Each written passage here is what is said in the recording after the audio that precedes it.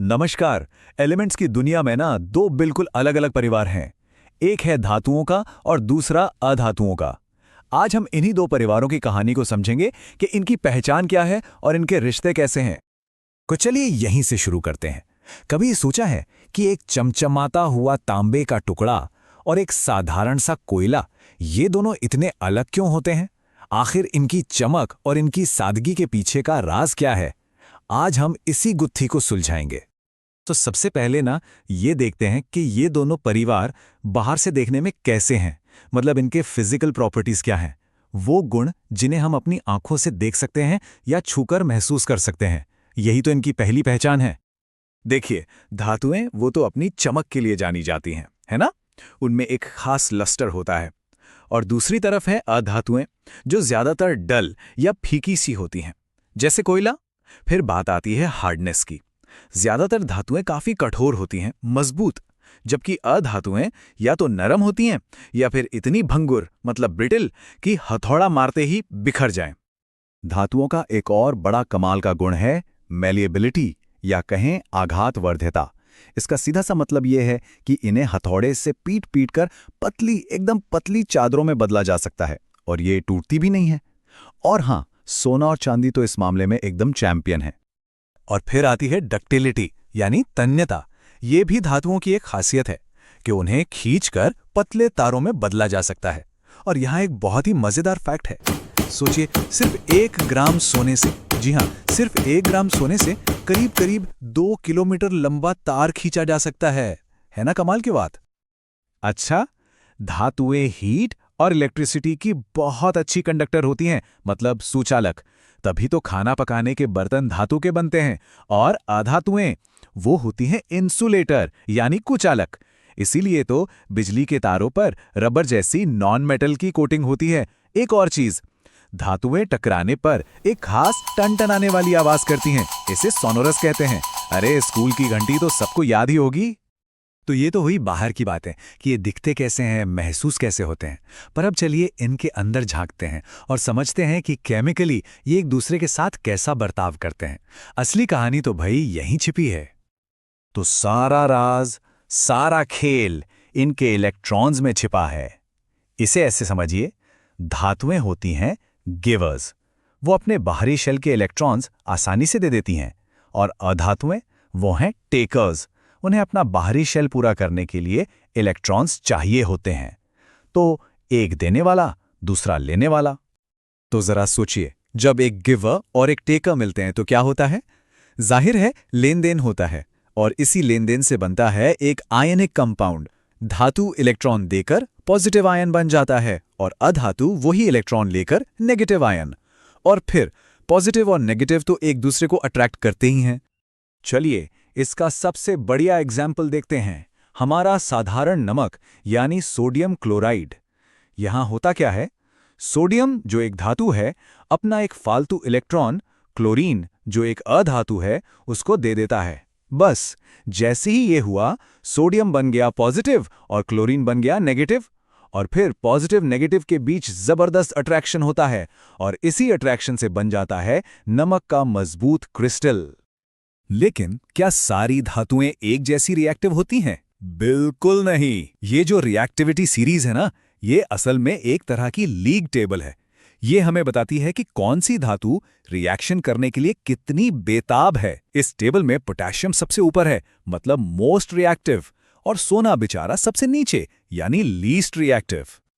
पर जैसा कि हम जानते हैं, साइंस में हमेशा रूल्स के साथ साथ एक्सेप्शंस भी होते हैं। तो अब कहानी में आता है एक मजेदार ट्विस्ट। कुछ एलिमेंट्स ऐसे भी हैं जिन्हें अपने परिवार के नियम तोड़ना बड़ा पसंद है।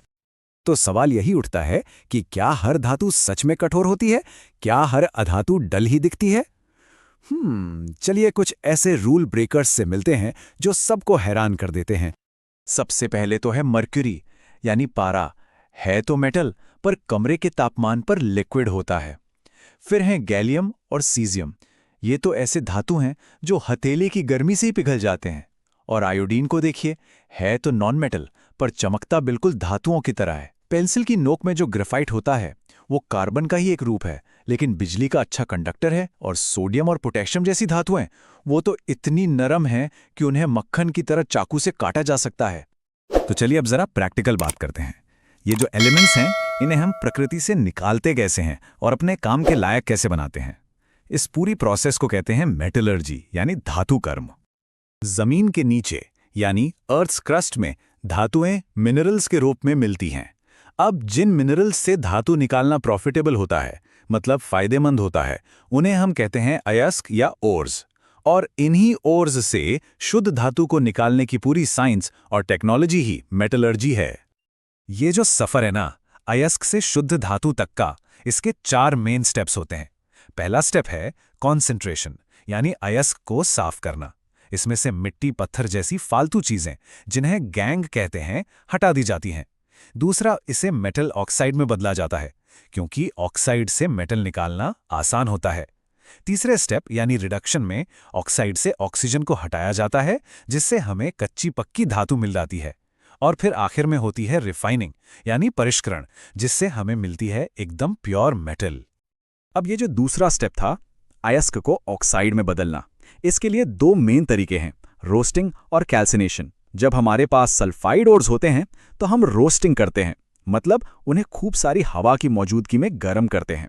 और अगर कार्बोनेट ओर्स हैं तो कैल्सिनेशन का इस्तेमाल होता है, जिसमें हवा की सप्लाई या तो बहुत कम होती है या बिल्कुल नहीं होती। धातुओं की रिएक्टिविटी का एक बड़ा ही जबरदस्त प्रैक्टिकल एग्जाम्पल है थर्माइट रिएक्शन।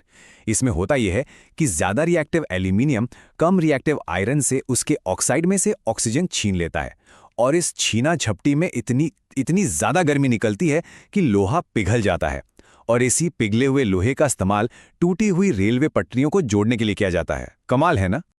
चलिए अब हम अपनी कहानी के आखिरी पड़ाव पर पहुंचते हैं, और यह है अलॉयज के बारे में, यानी मिश्रातुएं।